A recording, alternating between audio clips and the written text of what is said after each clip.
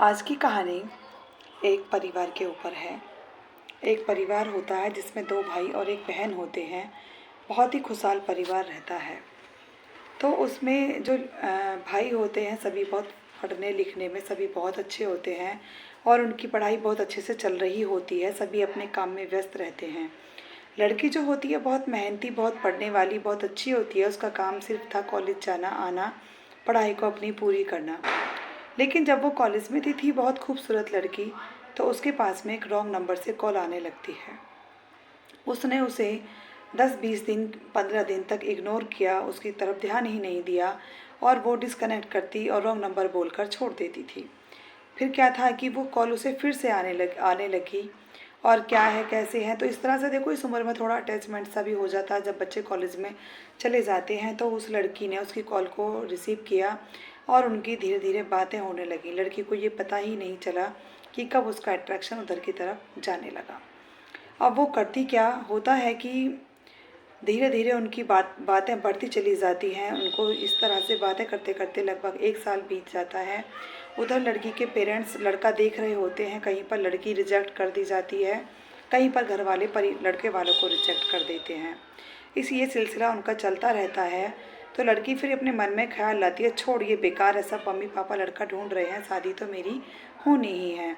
तो उसके बाद भी फिर ये सब सोच कर वो उस लड़के को इग्नोर कर देती है, उससे बात नहीं करती। उसके बाद में फिर से उसकी कुछ दिन बाद कॉल आनी शुरू हो जाती है। जब भी वो उस नंबर को ब्लैक लिस्ट में डाल देती थी तो कोई और नंबर से वो लड़का कॉल करके उससे किसी न किसी बहाने से बात कर लेता था।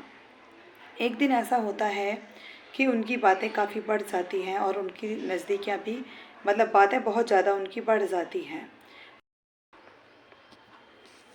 एक दिन ऐसा होता है कि वो लड़की बता देती है अपनी उस लड़के को कि हम फ्रेंड्स मिलकर सब पार्टी में जा रहे हैं रात को।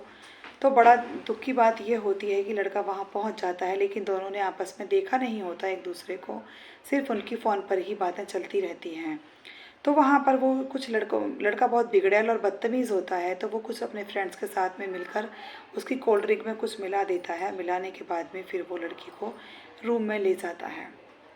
उसके साथ में फिर जो होता है उसके बाद में फिर वो अपने घर आ जाती है। आने के बाद लेकिन वो लड़के को बिल्कुल नहीं देख पाती। देखने के बाद उसे बड़ी चिंता हो जाती है, अपने दिमाग में परेशान सी घूमती रहती है। घर में बहुत टेंशन हो जाती है। घर में शादी का माहौल चल रहा होता है क्योंकि लड़का शादी फिक्स कर दी जाती है और लड़के वाले कहते हैं कि हमें 1 हफ्ते में ही शादी करनी है क्योंकि हमारे बेटे को फिर बाहर जाना पड़ सकता है।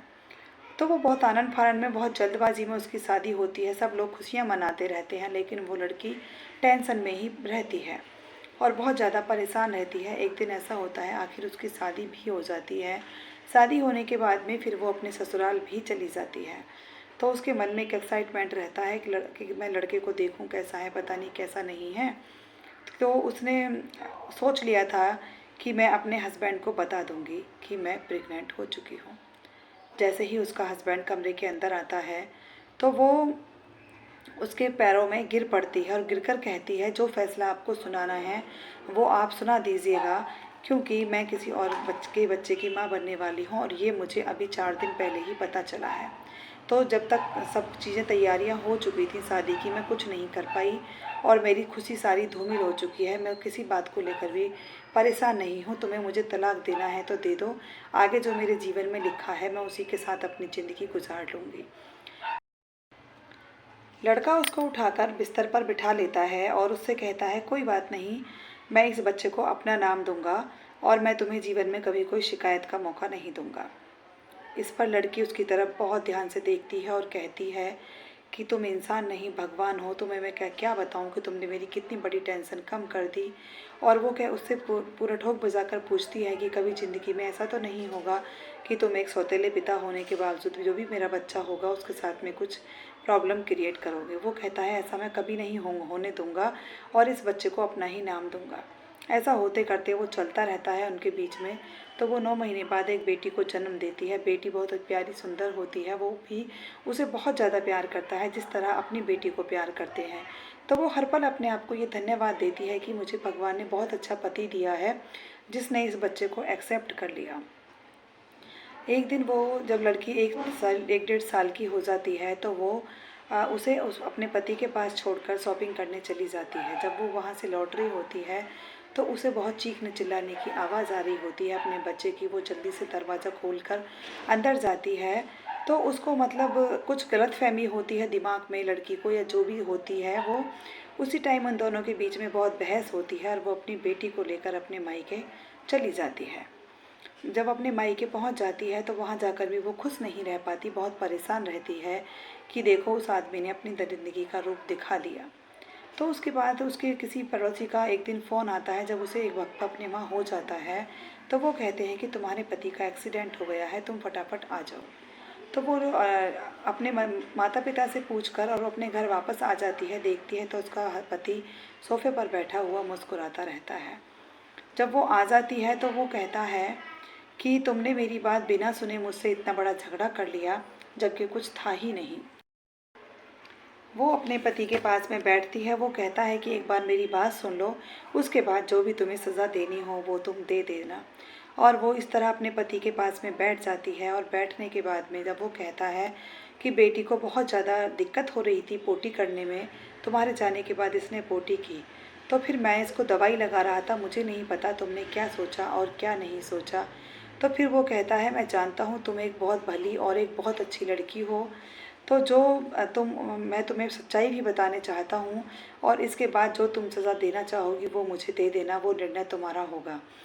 तो वो उस लड़की से कहता है कि जब जो तुम्हें ब्लैंक कॉल किया करता था वो लड़का मैं ही हूँ, और उस रात तुम्हारे उसमें कोल्ड ड्रिंक में नशे की दवाई मैंने ही मिलवाई थी, और तुमने मुझे फ़ोन पर बताया था तो मैं वहाँ पहुँच गया था, और वो जो हादसा उस रात तुम्हारे साथ हुआ था वो मेरे द्वारा ही किया गया था, और इसलिए ये बच्ची किसी और की नहीं है, मेरी ही है।